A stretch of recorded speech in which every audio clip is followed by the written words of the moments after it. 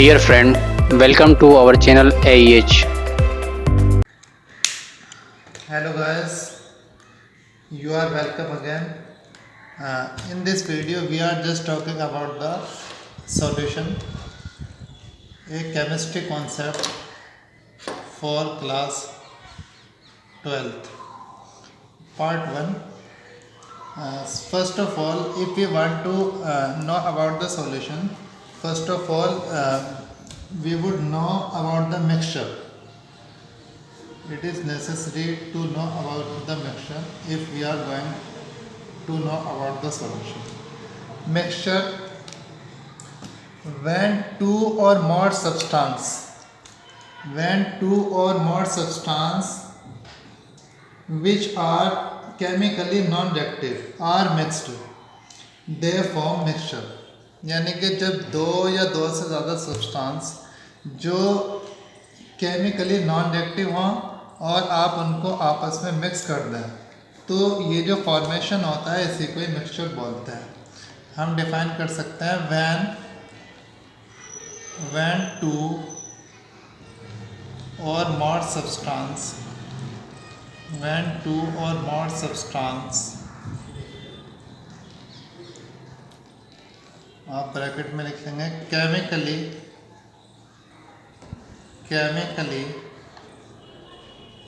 non reacting substances are mixed,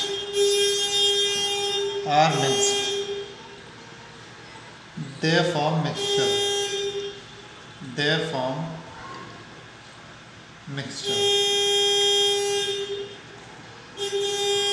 जब आप दो सब्सटेंस को आपस में मिलाते हैं जो केमिकली नॉन रिएक्टिव हों, तो उनको मिलाने पर जो बनता है उसी को मिक्सचर कहते हैं. जैसे salt and sugar, you mix salt and sugar, this formation would be mixture. And further we find the mixture are of two types. Homogeneous and heterogeneous. A homogeneous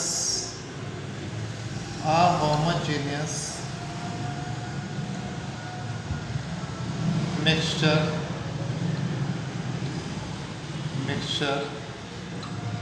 is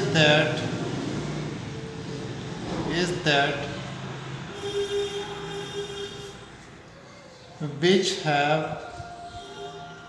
which have only one phase. तो homogeneous mixture में क्या होता है कि उसमें सिर्फ एक ही phase होती है. जैसे आप पानी और चीनी को अगर एक जगह मिलाते हैं तो पानी और चीनी को मिलाने पर जो है एक यूनिफॉर्म मिक्सचर बनता है. यानी आपको चीनी और पानी अलग अलग नहीं दिखाई देते, बल्कि वो मिलकर के एक हो जाते हैं.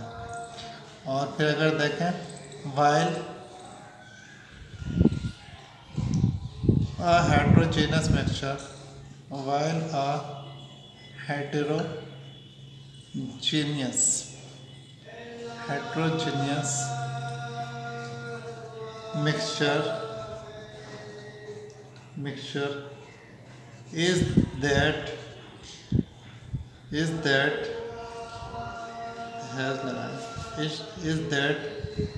which has two distinct phases.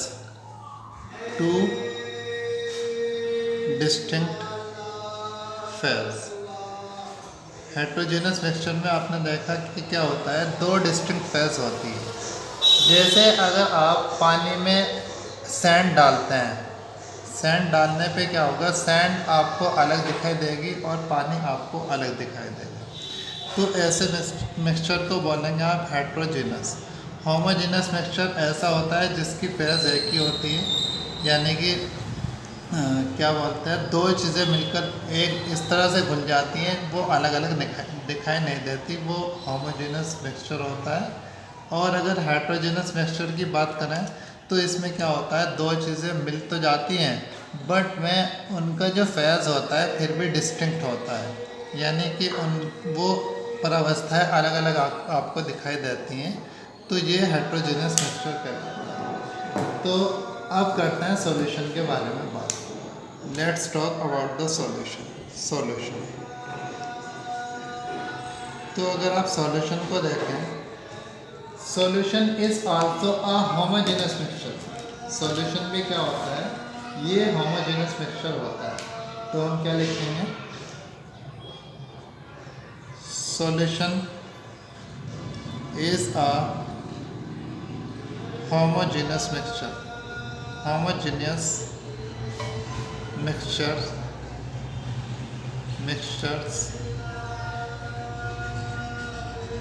of two or more substances of two or more substances। Solution एक होमोजेनस मिक्सचर होता है जिसमें दो और दो से ज़्यादा सब्सटेंस होते हैं इन सेम और different physical phases. In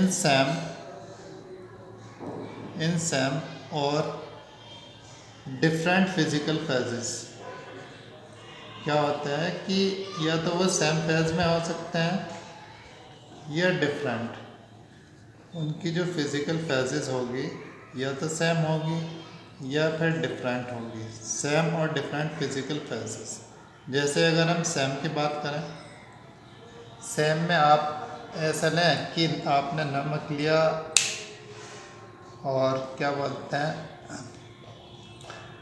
PC हुई चीनी ली, जिसको बूरा भी कहते हैं। तो आप दोनों को मिक्स कर लें और मिक्स करेंगे तो वो सेम फेज में कहलाएगा।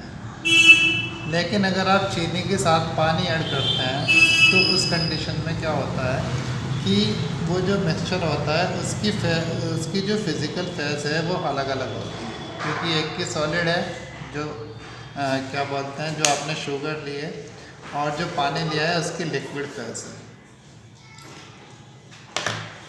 चलो Now we are going to add something more to solution।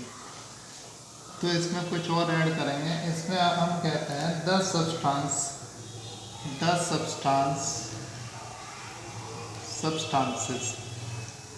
forming the solution, जो सब्सटेंस सॉल्यूशन को बना रहे हैं, जो सब्सटेंस सॉल्यूशन को तैयार कर रहे हैं, are called its constituents या its components are called its component। तो उन सब्सटेंस को क्या कहते हैं, सॉल्यूशन के कंपोनेंट्स कहा जाता है। If we talk about the components of solution,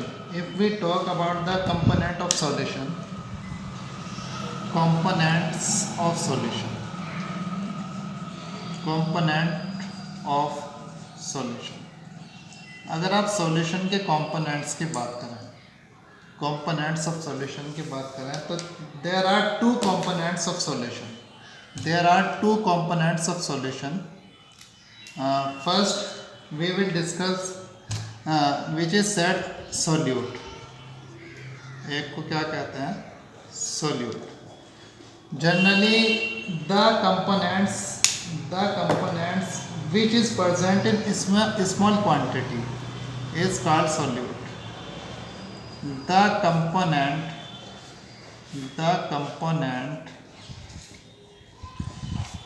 which is present in small quantity in solution, जो सॉल्यूशन में कम क्वांटिटी में होता है उसको सोल्यूट कहते हैं, है ना, अकॉर्डिंग टू द डेफिनेशन। ये डेफिनेशन इसकी रहती है सोल्यूट। और नेक्स्ट हम देखते हैं solvent.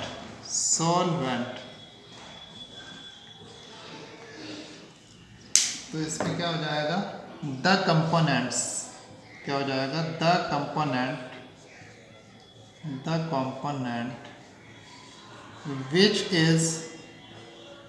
which is present in which is present in large quantity,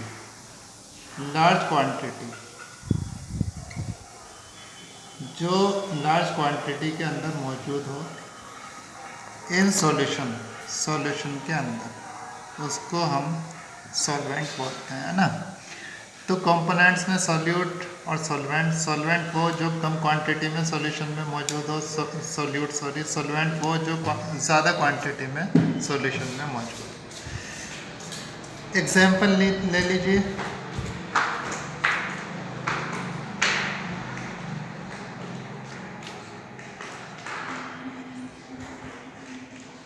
solution of sugar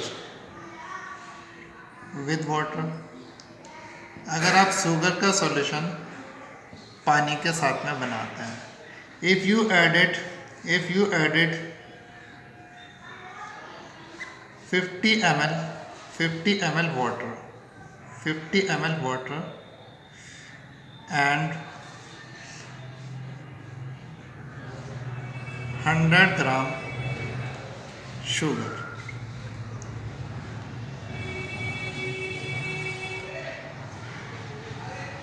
तो ये जो सॉल्यूशन होगा इसमें क्या क्या है, 50 ml ऑफ वाटर है और 100 ग्राम शुगर है ना। अब अगर हम देखें तो ज़्यादा मात्रा में मौजूद कौन सा है, ये है, तो ये क्या हो जाएगा, सॉल्वेंट, ये हो जाएगा सॉल्वेंट। और लेस क्वांटिटी में मौजूद जो स्मॉल क्वांटिटी है उसमें कौन सा मौजूद है, ये, तो ये क्या हो जाएगा, सॉल्वेंट, है ना। प्रैक्टिकली यही बात है कि सॉल्यूट और सॉल्वेंट, जो कम क्वांटिटी में हो सॉल्यूट है, जो ज़्यादा क्वांटिटी में हो वो सॉल्वेंट है। लेकिन अगर आप एक चीज़ पे विचार कीजिए, आप ये चीज़ खुद करके देखें, मैं इसके बारे में ज़्यादा नहीं बताऊंगा आप, क्योंकि chemistry is a mystery not a history. Chemistry तो एक मिस्ट्री है, साइंस एक मिस्ट्री होता है, वो हिस्ट्री तो होता नहीं कि पहले सारी बात आपको बता दी जाए। ये आप खुद ही करके देख सकते हैं। अगर आप लेते हैं 40% शुगर लेते हैं, आपने 40% शुगर लिए और 60% वाटर लिया है तो उस कंडीशन में भी एक क्या बनेगा, सॉल्यूशन बनेगा, है ना। लेकिन सॉल्यूशन में कौन सा सॉल्वेंट होगा और कौन सा सॉल्यूट होगा, ये आपको ये फाइंड करना है। हाँ, आप एक बात ज़रूर सोचेंगे कि भाई 40% शुगर है तो 40% शुगर है और 60% वाटर है। जो ज़्यादा मात्रा में होता है उसको तो सॉल्वेंट कहते हैं, कम मात्रा में होता है उसको सॉल्यूट कहते हैं। हाँ, ये बात है, बट कई जगहों पर ये बात लागू नहीं होती, क्योंकि एक्चुअल में होता क्या है, हम सॉल्यूट या सॉल्वेंट उसी को बोलते हैं जो भी कॉन्स्टिट्यूट विलियन में नज़र आता है, यानी विलियन जब तैयार होता है, जिस कॉन्स्टिट्यूट का भी जो सॉल्यूशन होता है वो फॉर्म ले लेता है, उसी को ही हम क्या बोलते हैं, सॉल्वेंट बोल देते हैं। तो इसमें ये कौन सी फॉर्म में आता है ये चीज़ डिपेंड करेगी। वो आपको अगर वाटर की फॉर्म में मिल रहा है, इसका मतलब हो जाएगा कि वाटर ही उसमें सॉल्वेंट है। अगर ये दोनों चीज़ें ऐड करने पे आपको वो जो है ना पानी की मात्रा में, पानी की फॉर्म में ना मिलके शुगर फॉर्म में ज़्यादा दिखाई दे रहा है, तो इस कंडीशन में शुगर सॉल्वेंट है। We will talk about more in next video. Dear friend, please like, share and subscribe to our channel. Please press bell icon so that you can get new video notifications.